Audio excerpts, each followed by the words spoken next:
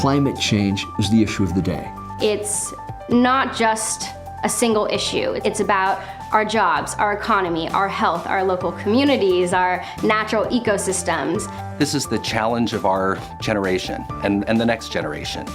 But with this challenge is going to come incredible opportunities, incredible wealth creating opportunities. It's not a choice between a healthy environment and a strong economy. We need it both. There's thoughtful middle ground here. There are solutions that should be win-wins for all sides of the political spectrum. And then there's just scientific fact. Climate change is not a political issue. The science is not political. If we're going to shift the needle on the problem of human-caused climate change and figure out intelligent ways of addressing this problem, we need a smart, scientifically savvy electorate. We may come from very different backgrounds and very different social statuses, economic, social, racial, cultural backgrounds, but we only have one planet. My hope comes really from the human spirit. I think people are genuinely good and want to do the right thing. Climate One is not just about the people on stage, and it's not just about the environment. It's about energy. It's about our economy. It's about how we live. It's about all of us.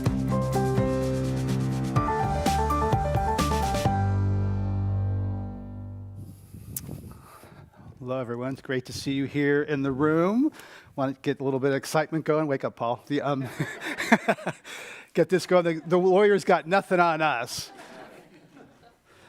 So I'm Greg Dalton. I'm host of Climate One here at the Commonwealth Club. I'd like to welcome all of you to this exciting conversation with award-winning journalist Amy Westervelt. I'm in the San Francisco Bay Area and would like to acknowledge the Ramaytush, Ohlone, and other indigenous people who have stewarded these unceded lands for 10,000 years.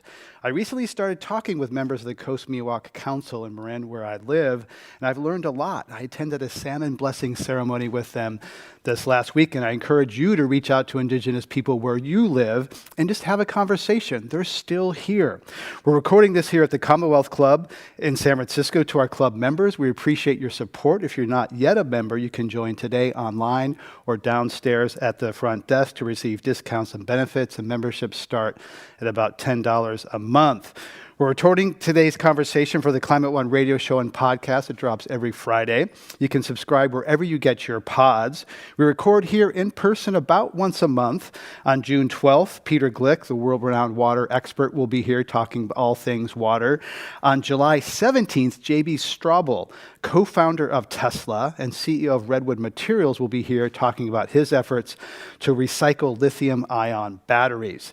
Before I welcome Amy, I have a special announcement. Climate One is unveiling a new website early next month. I'd like to give you a sneak peek before we show the rest of the world. We heard from many of you over the years that you would like a more browsable library of content, an easy way to share your favorite episodes. Come and take the site for a test drive by scanning this QR code behind me with your smartphone. You can check out staff-curated playlists. You can create your own playlists and share with your family of friends. You can still find bios, transcripts, watch the Climate One TV show, and get tickets to upcoming events. So you can please use the contact us on the website to tell us what you like, what you like, what you don't like, what works for you. And now it's my great pleasure to welcome award-winning investigative journalist, host of the podcast Drilled, Damages, and Hot Take, executive producer of the Critical Frequency Podcast Network, Amy Westervelt. Amy, welcome. Welcome. So great to be here. Great to see you. Our first time meeting in person. Yeah. Welcome here. Thanks. So many things to talk about. You've been covering oil and gas for 20 years. I want to start by going all the way back to your first episode of Drilled, and when you discussed the remarkable energy research that oil companies funded decades ago. Mm-hmm. And so what was the Bell Labs of energy, and what happened to it?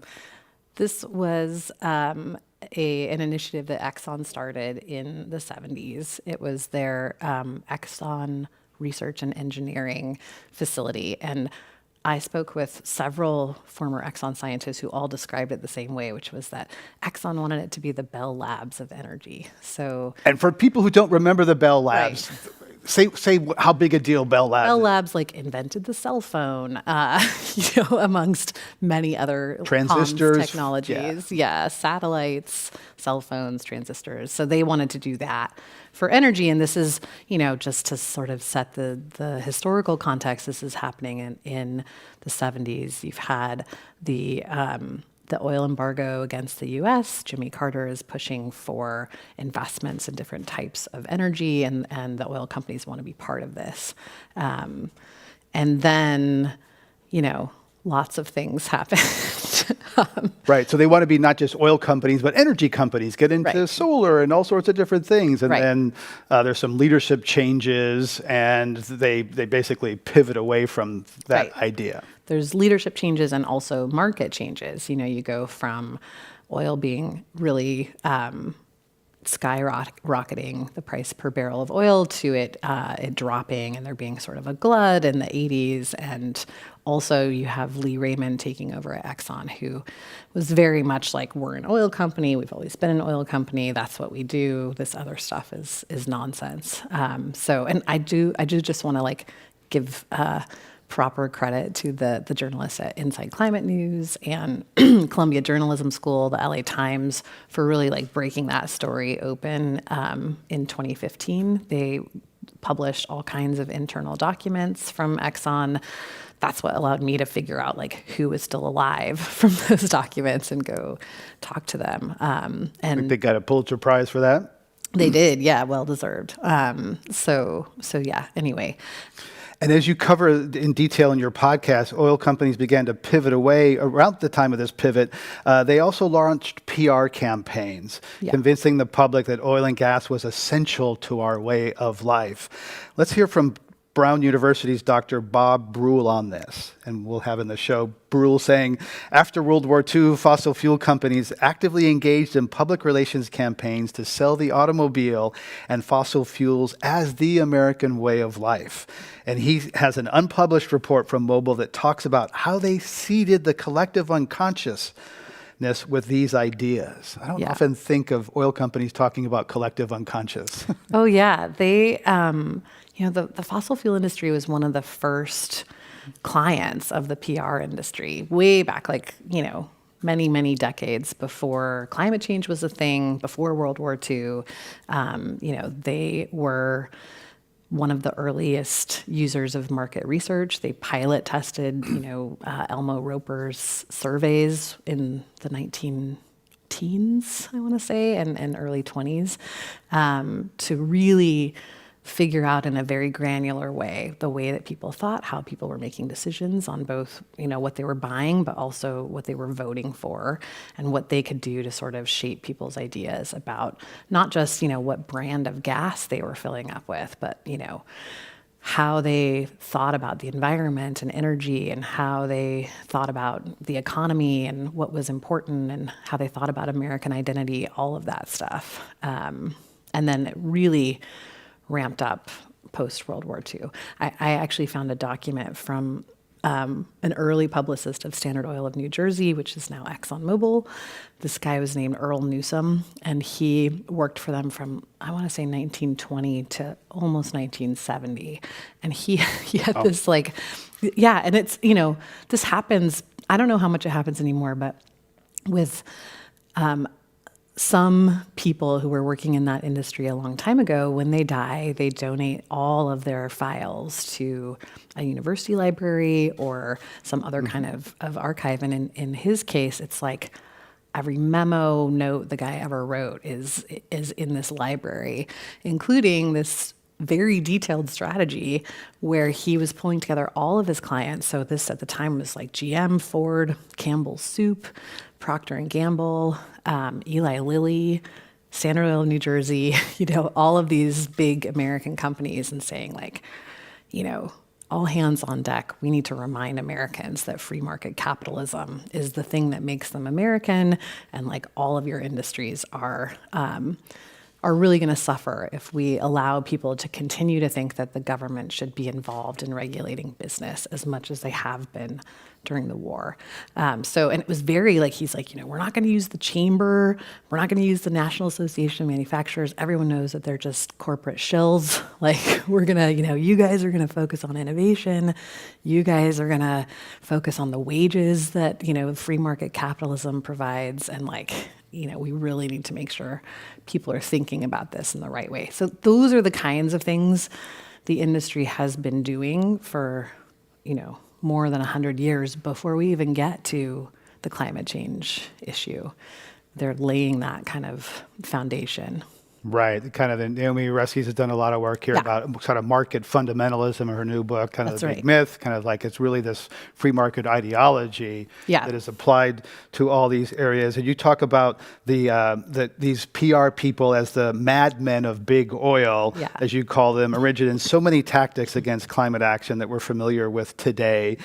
Denial, delay, a lot of the D words, as well as false equivalency, astroturfing, and more. A notable member of this group was a man named Herb Schmertz, Mobil Oil's longtime PR person. And as I listen to your work, I keep coming back to Herb Schmertz. As do I. I'm obsessed with him. Yeah. Let's hear a bit of Herb Schmertz and then talk about his impact. And Schmertz says, it seems to me that the term spin doctor is something the press has manufactured to really deal with the problem the press has. The press would like, by and large, to control the agenda and the terms of reference of all debates. They'd like to decide what information they're going to deliver, what information they're not going to deliver. So how powerful was Schmertz's campaign against mainstream news organizations? Oh, man. I mean, this is one of the things where I feel like when you talk about PR, a lot of times people think, oh, okay, they're, pitching stories, they're getting their executives interviewed, maybe they're advising on an advertising strategy. No. What these guys mean by it is literally public relations, and that means the relationship that the company and the industry has with various publics. So moms, single women, young people, working men, non-working men, like every demographic, they have a different relationship that they're navigating, including with policymakers, influencers, and press people. And one of the ways to shape all of those relationships is to fundamentally change the structure of how the media works. And Herb Schmertz, I think, more than anyone, really did that. Like he came in and he said, forget this whole thing where you're trying to be friends with the journalists. Like, you need to bully them. You need to call up their boss and threaten to get them fired if they're not covering your company correctly.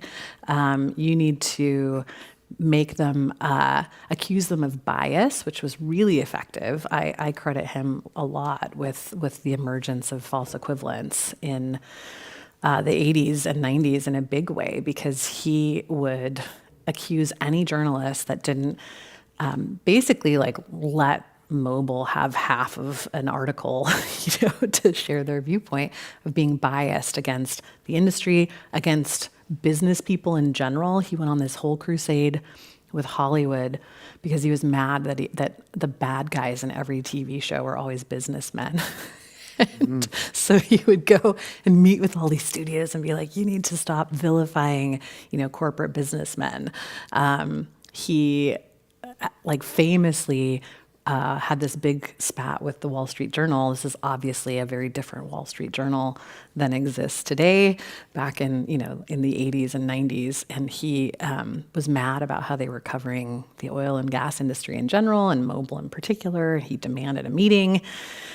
At this meeting, he had a bullet point list where he was going to walk them through all the ways that they were, missing Mobil's valuable insights into things. And he got as far as the first bullet point, and the executive editor at the time just jumped up and said, everything you're saying is bullshit, and left the room. And Herb Schmertz was like, that's it. He canceled all their ad buys with the Wall Street Journal. He refused to let Wall Street Journal journalists have access to earnings numbers, reports, wouldn't let them talk to anyone at the company. It was like, that's it, we're not going to even speak to you anymore.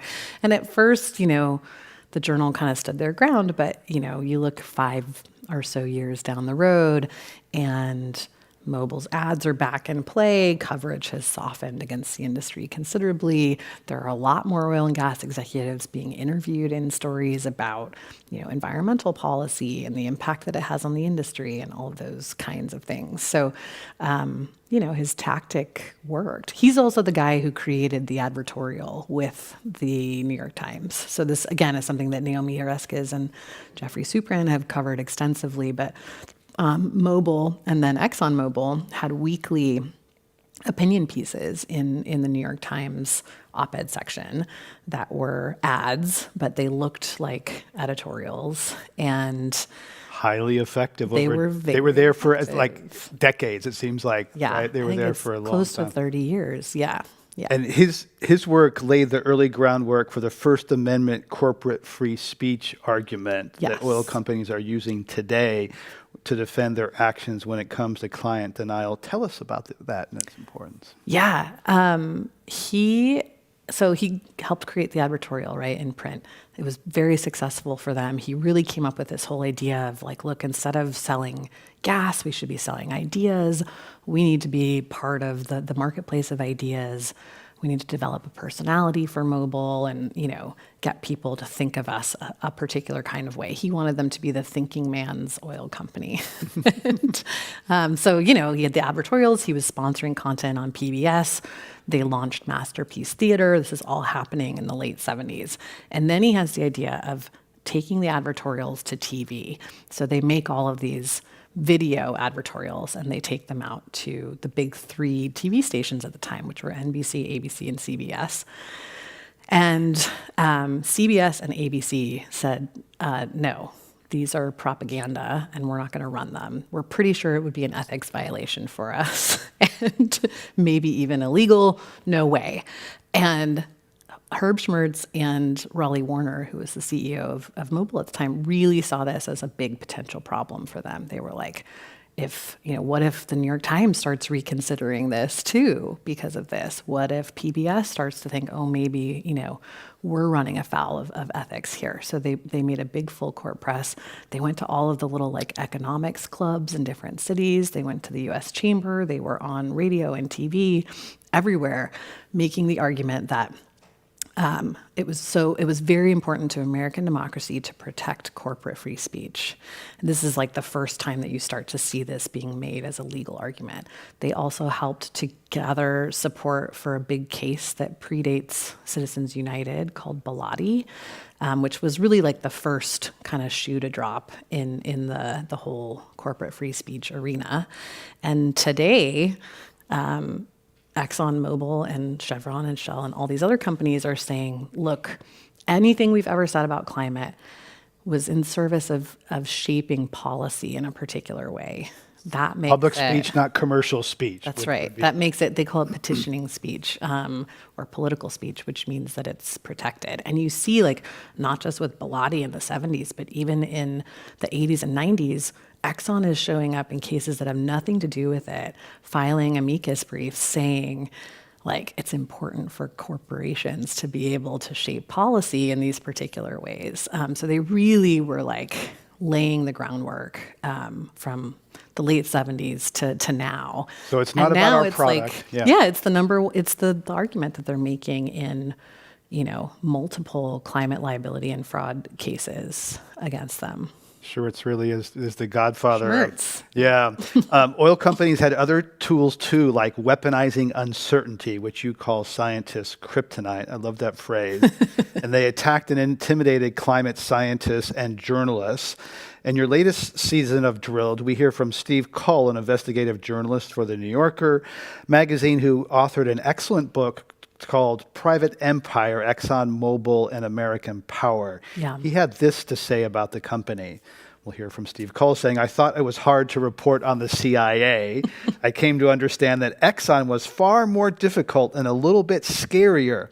I joked with my colleagues that if I disappeared, like if a van pulled up beside me on the street and I was bundled away and they never saw me again, that it wouldn't be Al-Qaeda, which I had reported on, and it wouldn't be the CIA, which I reported on. It would be Exxon.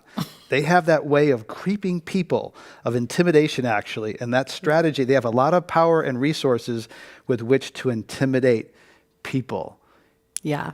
hearing that just creeps me out. I know. Yeah, he put it very succinctly and boldly. But yeah, I mean, I think anyone who's done an Exxon story has a story like that.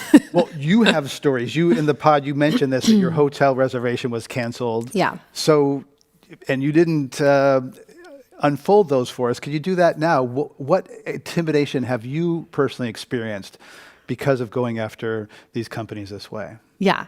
I have to say, for legal reasons, I can neither prove nor disprove that Exxon was directly involved with any of these things. But every time I've done an Exxon story, if there's travel involved, all my travel plans get canceled. Exxon calls Marriott and says, someone, I don't know, someone calls someone, and and your hotel room disappears. Or I show up at the airport and my ticket has been canceled, or I go to get my rental car and that reservation's been canceled, or it's just sort of like so harassment, kind of. Yeah, it's just kind of like, okay, this is happening. When I was in Guyana reporting our most recent season, my hotel room got broken into and my laptop was open with various files on it, but nothing was stolen from my hotel room. So again, I don't know who it was, but someone who was not interested in the cash on my nightstand, or taking my laptop with them. And I don't leave anything that's sensitive on my laptop. So it's not like I was like, oh no, they have information I don't want them to have. It's just sort of like, okay, But no, we live in an era where journalists have physical threats and worse. Absolutely. So nothing of that nature is happening. No. Good. Yeah, I'm lucky in that regard. Herb Schmertz and others were highly effective in buying time for the industry and delaying action on the necessary move away from fossil fuels to cleaner forms of energy. Eventually, the public caught on, and cities and counties took oil companies to court using a legal doctrine known as nuisance cases. That's where RAGA, the Republican Attorney General's Association, comes in. Lisa Graves is executive director of True North Research, a watchdog group focused on corporate distortion of American democracy. She also held roles at the Department of Justice, the U.S. Senate, and the ACLU. So Lisa Graves says something that we know that RAGA has an enormously distorting effect on U.S. law. It provides a mechanism for corporations to pass money through to help attorneys general in ways that would not be allowed to solicit their own campaigns, given the regulatory rollover of the industries. So she's basically saying this is a backdoor to people who oversee industry. Mm-hmm. What did you learn from Lisa Graves about dark money flowing to climate obstruction? Oh man, what haven't I learned from Lisa Graves on that front? She's amazing. She's done an enormous amount of research. I think the main reason anyone knows about the role that, for example, the Federalist Society has played in installing certain judges, both on the Supreme Court and on lower courts, is due to Lisa's research originally. She was one of the early people to start kind of unfurling the web of things around the Koch brothers and everything that they were funding. When it comes to RAGA in particular, she has been really instrumental in kind of lifting up the role of that organization in U.S. politics, and they have an incredible amount of power. That organization started as a direct response to the tobacco litigation in the 90s. It was like, well, actually two things. One, hey, that was an effective strategy. Maybe we should be doing it on our side. But also, we've been neglecting attorneys general as, political appointees. And so initially, in its first decade, RAGA was really focused on just getting more Republican attorneys general in power because there were way more Democratic attorneys general. And then in the most recent decade, it's been bringing these big structural cases. So what will happen is, you'll get like Ken Paxton in Texas or the Attorney General of West Virginia who, brought this case, West Virginia versus EPA. And they will kind of file the case, but a dozen or more Republican attorneys general will sign on to it as well, which is often a good way to get cases to the Supreme Court. And they will make a big kind of structural argument. So like in the case of West Virginia versus EPA, the government shouldn't be involved in regulating emissions. They like to bring in things like the major questions doctrine, which was a big thing in West Virginia versus EPA, where these kind of very vague, very nebulous things that they can use to kind of expand the power of any one ruling. So in that case, for example, it says that anytime a policy brings forth or answers major questions that really should be being answered by, the government itself, by Congress, that's not something that an agency should be doing. So those are the kinds of things that RAGA does. It's not just in the environment and climate space. They've been very active in, for example, pushing against abortion rights, pushing against transgender rights. This is something I think that people maybe miss in the climate movement a lot, that when you're talking about an organization like RAGA or like the dark money groups like Cato Institute, Heartland Institute, the Texas Public Policy Foundation, these are not single issue entities. They combine all of like the laundry list of items in one place, and they spend the same amount of money and put the same operatives on all of them.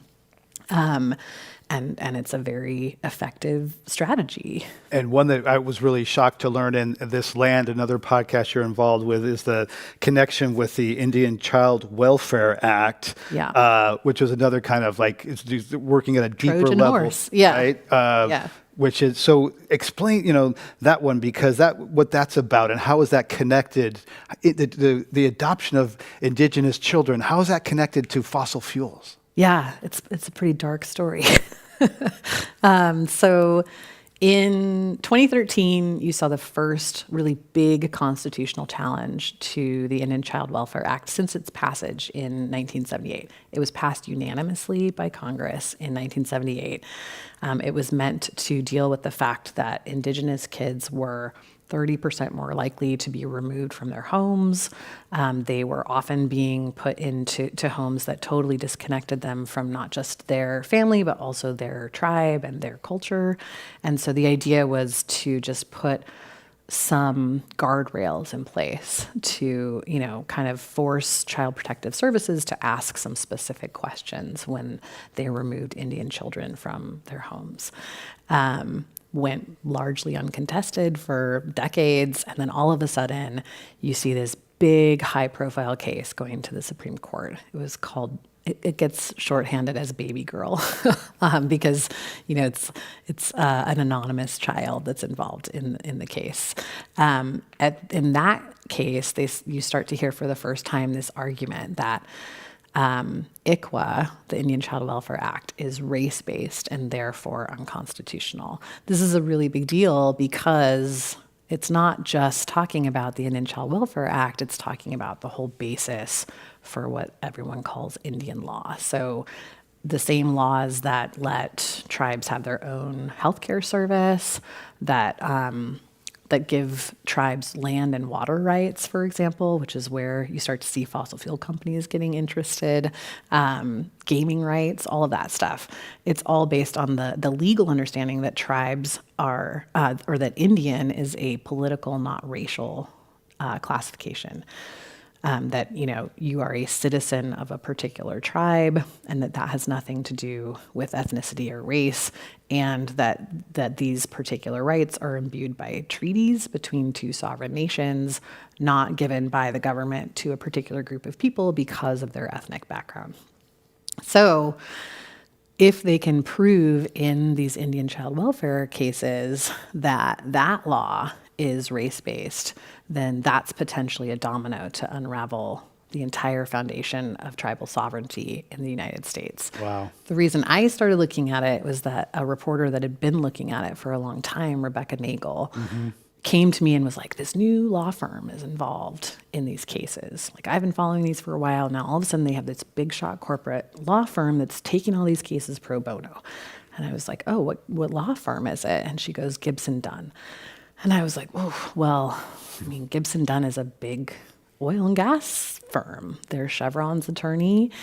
They represent lots of other companies in the oil and gas space. They also happen to have a lot of gaming clients as well, which is the other industry that stands to benefit from what might happen in these cases. So we started looking into it. We figured out that it was being funded initially by the Bradley Foundation, which is another big right-wing dark money think tank group, and kind of pieced it all together from there. But those are the kinds of things that can happen where you have people that are looking for clever legal strategies, and in this case, a really cynically very clever cover story, because child welfare cases are complicated. There's a lot of like family drama that's at the surface level. It's very easy to get people distracted by what's happening in this particular case and not what the actual overarching goal is. Right. And so suddenly this big law firm suddenly takes an interest in indigenous children. Okay. There's a very sympathetic plaintiff in that case, this couple that just wants to adopt a baby. We're doing a good thing, adopting this indigenous child and giving them a nice home. I also noticed that Caitlin Halligan, a Gibson Dunn attorney who worked for Chevron against Stephen Donziger, the lawyer who led the case against Chevron's massive oil pollution in Ecuador, covered in season 2 of Drilled. Caitlin Halligan was just appointed to New York's highest court. Yeah. So what's the impact of that? Chevron's lawyer now is on the highest court of New York, which has been out front on moving away from carbon fuels. Yeah, I mean, I think it potentially has a big impact. Anytime you have an industry-friendly judge in a district like that that sees a lot of cases around this issue, it raises questions about how biased or not that person is going to be, and what kind of... Wouldn't she have to recuse herself from Chevron cases? You would think, but you'd think that Amy Coney Barrett would recuse herself from Shell cases, and she's not. Alito kind of flips back and forth given his ConocoPhillips ties. So, we'll see how that one plays out. Yeah. Each season of Drilled has a different focus, and the current season, entitled Light Sweet Crude, is focused on new oil colonialism in Guyana, small for those Americans who can't find it on a map. It's a South American country. A key character is Melinda Janke, a former attorney for Shell Oil who helped... BP, actually. Okay. Yeah. Mm-hmm. Melinda Janke, a former attorney for BP who helped write Guyana's environmental law. That was before big oil came to town. And Melinda Janke says, my heart just sank because I know oil is a disaster and it's the worst possible thing that could have happened to Guyana. And people just began to go crazy at the idea of this oil wealth. So who is Melinda Janke and what's she trying to do? She's a really interesting person. So yeah, she did work for BP for a few years in the UK before going home to Guyana, where she continued to work in corporate law, but started to get interested in environmental law. She helped to write the first kind of major Environmental Protection Act in Guyana, which launched their Environmental Protection Agency. She also helped to draft a right to a healthy environment in Guyana's constitution.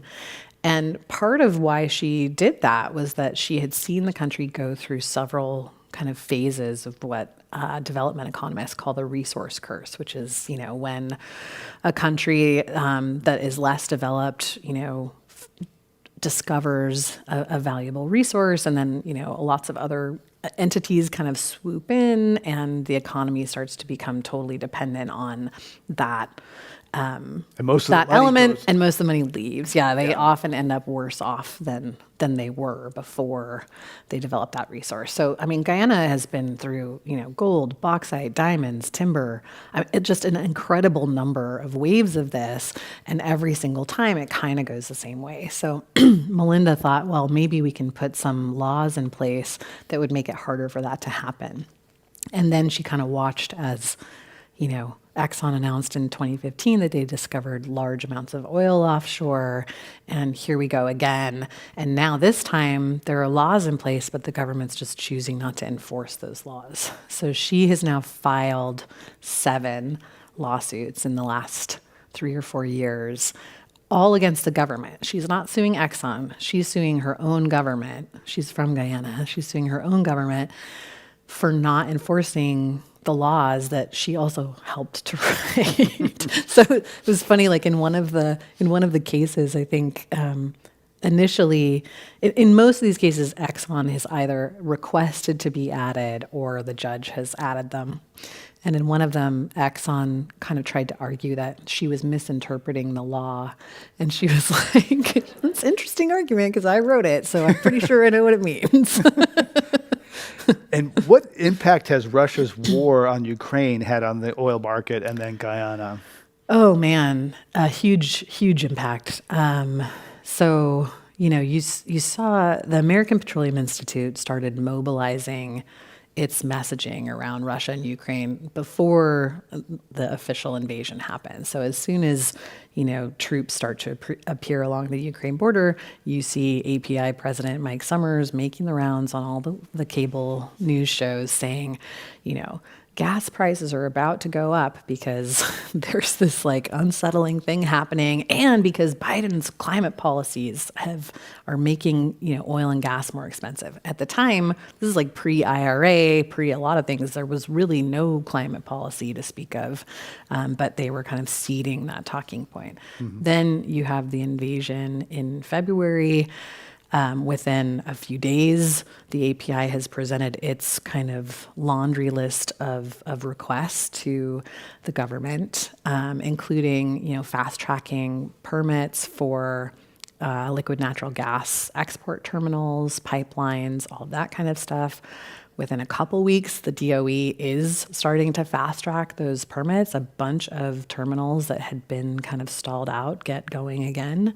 And then... So they're really seizing on this moment, fast-track this stuff to bring prices down, which is a receptive audience among any politician. Right. They're saying, if we can just, get this stuff going, then it will stop gas prices from going higher. And also, they want to take advantage of the fact that Europe is going to need gas from somewhere that's not Russia, and they want it to be Americans. So by, exactly a month from the invasion date, Biden makes this announcement that he has inked this partnership with the European Union to lock in gas orders for at least the next decade. On the back of that, you see many American companies pushing for really long-term contracts in Europe, to the point where actually European officials are we don't trying to find ways to make it illegal to sign these things, because they're worried now that they're going to be locked into 20, 30-year contracts with American companies that will make it impossible for them to meet their Paris commitments.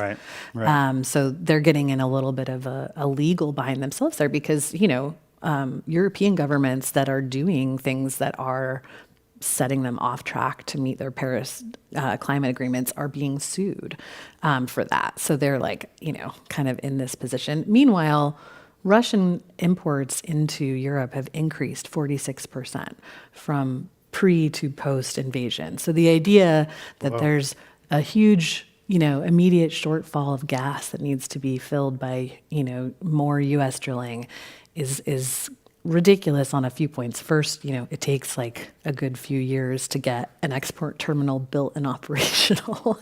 You don't just turn on a switch one day to the next.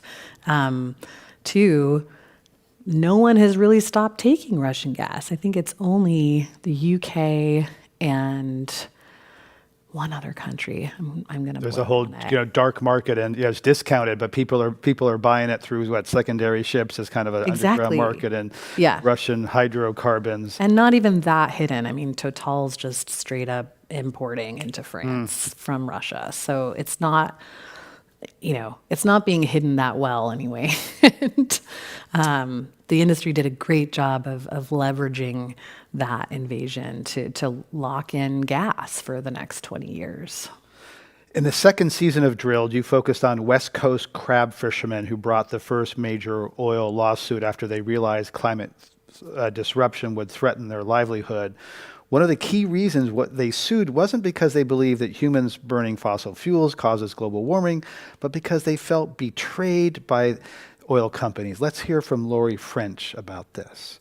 Lori says, "We saw the documentation, it was a big eye-opener, and I would like to think my Pollyanna world that most people operate on an honest playing field, but they don't. And I don't know why I keep getting surprised by that. I just do."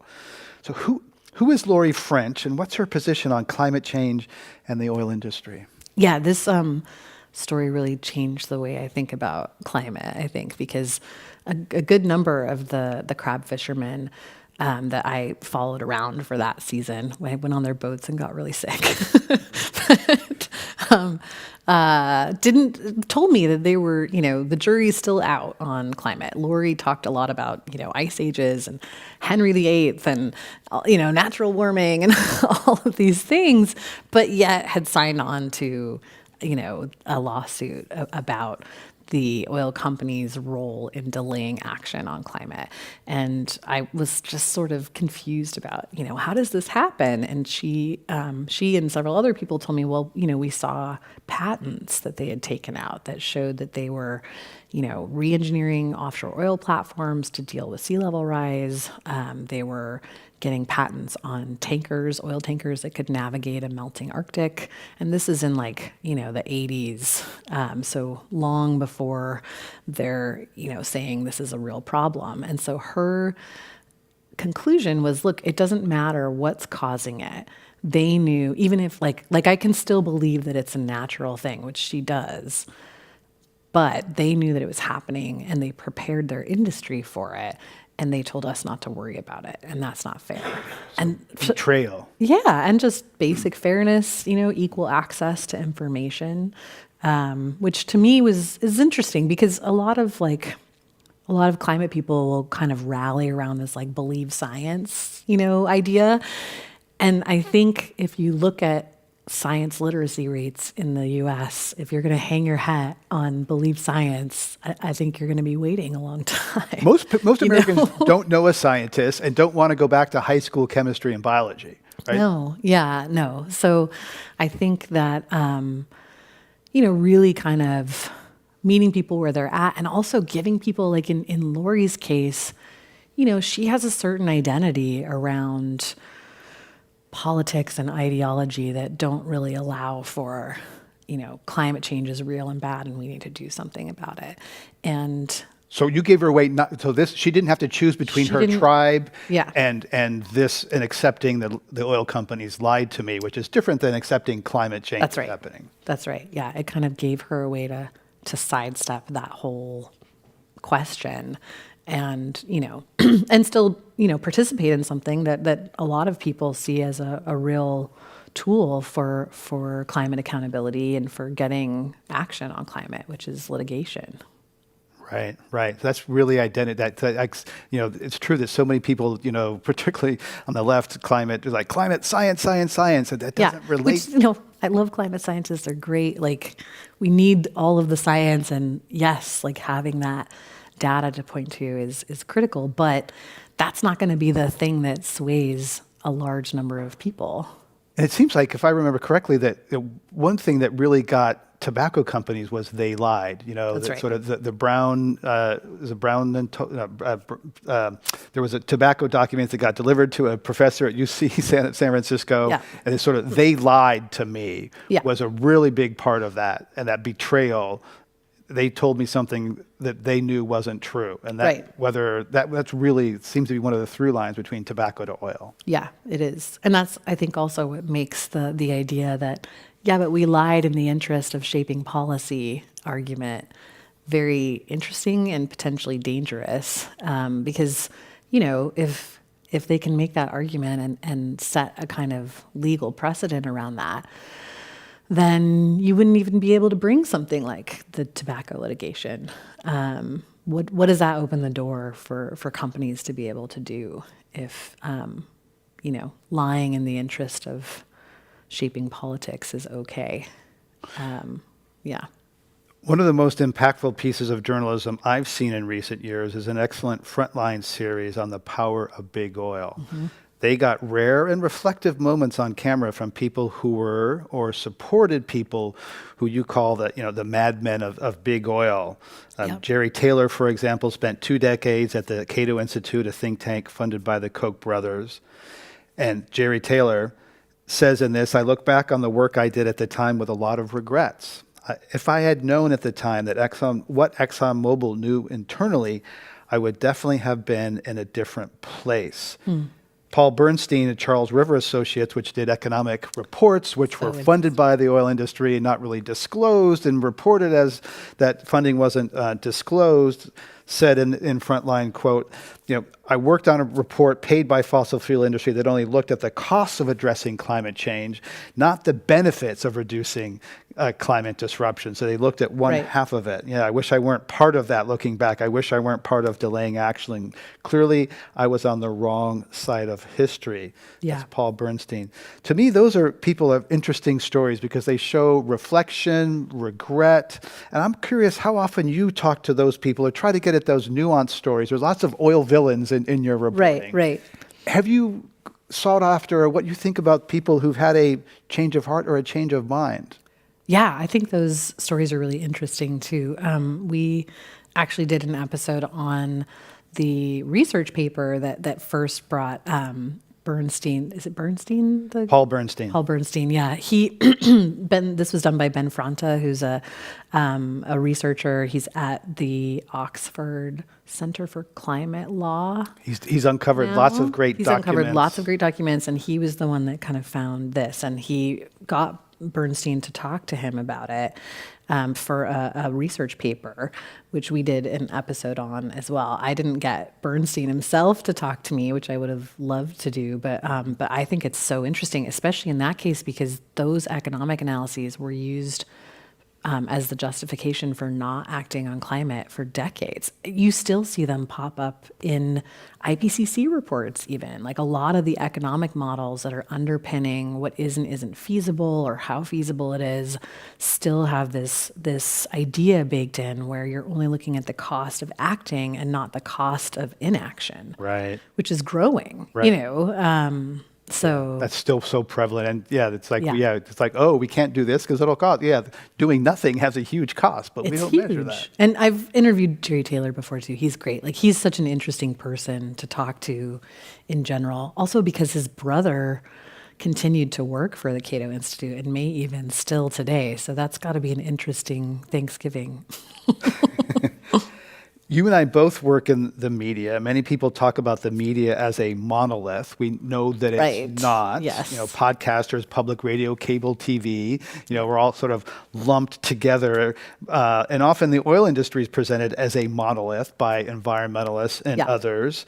Large branded oil companies are different than independent operators, refiners. If it's like big oil, it's like it's one big monolith. I'm curious if you think about, whether your work perpetuates that image of a monolith and kind of this, it's all big oil, like, Exxon and Lee Raymond pulling all the strings. And how do you think that do you perpetuate the notion of big oil as a monolith?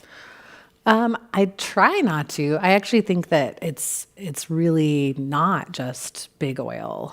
There's a lot of complicity along the way with, trade groups, PR firms, media, politicians, other industries too. Like for some reason, the automotive industry has kind of gotten a pass on a lot of climate stuff, even though they're right there the whole way with the oil companies.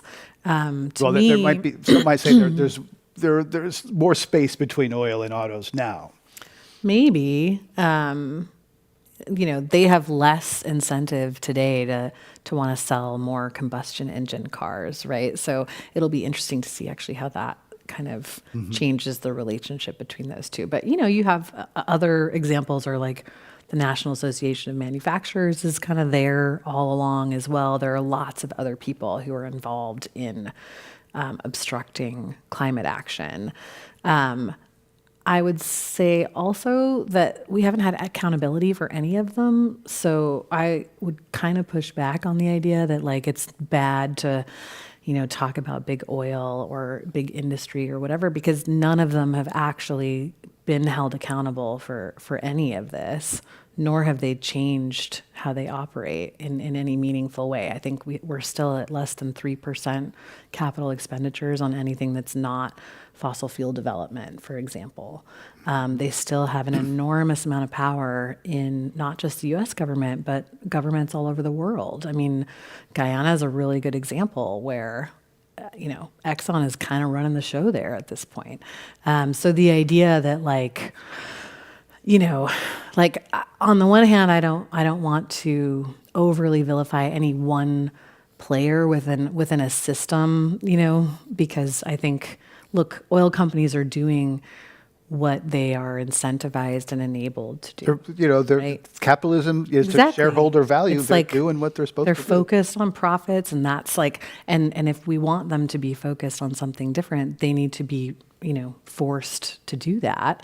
On the other hand, I think the idea that climate denial was a thing that happened in the past that had this past impact and is that these companies are any different now than they were in the 80s is not really backed by any evidence.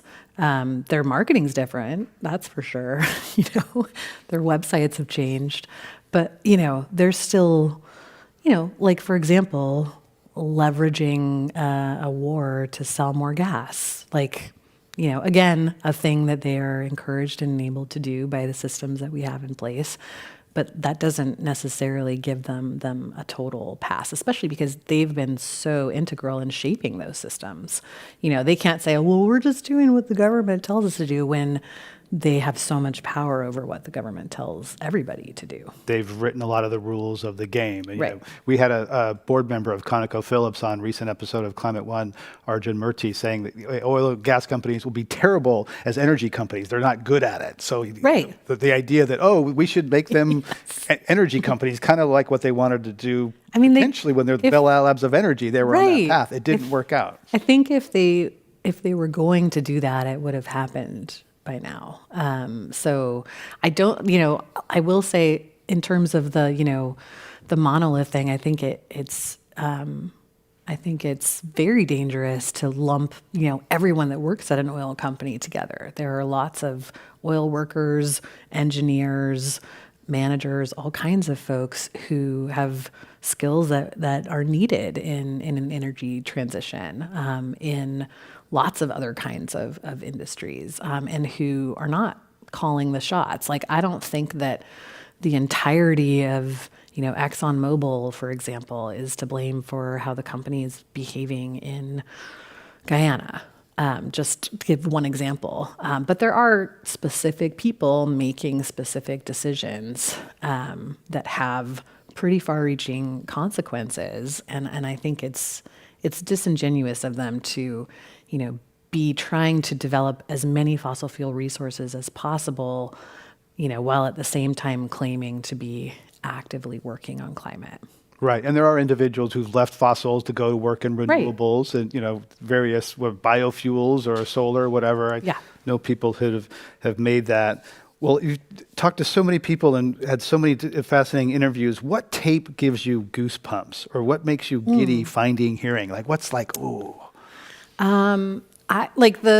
The thing I've been thinking about a lot recently is there was some tape I got in season 1 with Ed Garvey, who was the guy who did all of the research on the big research tanker that Exxon had in the 70s, where they were trying to understand how how CO2 emissions behave along the equator, and how the ocean does or doesn't absorb CO2, and where it releases CO2, and all of those kinds of things. And he was in charge of doing that research.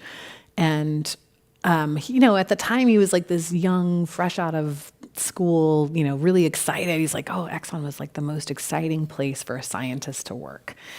And then, his job got cut when the whole kind of research program got cut, and he went on to do other things. But I had this conversation with him where he talked about the fact that he had been watching the company for years since then with kind of horror at what was being done with the research that he and his colleagues had done, and feeling sort of like he should do something about it, but not knowing what he could do about it. And it's like, it was something that had been, had been reported on. He'd been interviewed in lots of different magazine stories and stuff, but you could hear the emotion in his voice in the tape. He was kind of like, there was like a catch in his throat where he really was just like, you can empathize with it, feeling sort of like, I have like knowledge and information that might be helpful here. And also like, I worked with this company, I should be able to do something here, and feeling sort of powerless to do anything.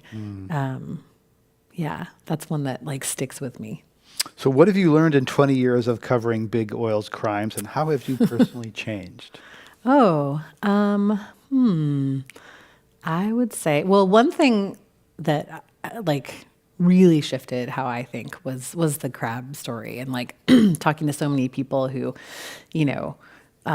really boiled it down for me to this issue of fairness. And that is something that I think relates to any kind of big story right now, that the idea that everyone should have the same information, that disinformation and sort of the overwhelming amount of space and volume that corporations have to speak with in this country is quite damaging to democracy and to people's ability to be able to make decisions. So right now, my current obsession is sort of the free speech thing, and just how much, the fossil fuel industry and other industries are working really hard right now to criminalize free speech in this country. There are anti-protest laws. They're called critical infrastructure laws in about 20 states now in the U.S. that massively increase the fines and prison time associated with protest near anything that's considered critical infrastructure, which can be a pipeline, power station, railroad, highway overpass, a bridge. You're near critical infrastructure in most places in any city. So the impact that might have on free speech across the board is concerning. And at the same time, to see these companies making the argument that lying is protected speech for corporations, so sort of expanding corporate free speech and working to curb individual free speech is something that I think is very concerning, and it's been going on for 20 odd years. Yeah, it really got a boost after Standing Rock and the Dakota Access Pipeline. Yes. A lot of those laws really grew out of that. Amy Westervelt is an award-winning investigative journalist, host of podcast Drilled, Damages, and Hot Take, and executive producer at Critical Frequency Podcast Network. Thank you, Amy, so much for sharing. Thanks for having me. Thank you. On Climate One today, we've been discussing drilling, denial, and disinformation with award-winning journalist Amy Westervelt. I'd like to give a shout out to the Climate One team and Commonwealth Club teams for making this happen. That's Adam, Dan, Mark, Sean, Megan, Brad, Jenny, Wency, and Ben. Let's give them a round of applause for making this happen. And, podcasts of this and other Climate One shows are available wherever you get your pods. Talking about climate can be fascinating. It can be also sometimes hard, a little depressing, but talking about it helps. And please get more people talking about it by giving us a rating or review where you get your pods. Thanks for joining us. We'll see you next time. And thank you, Amy. Thank you.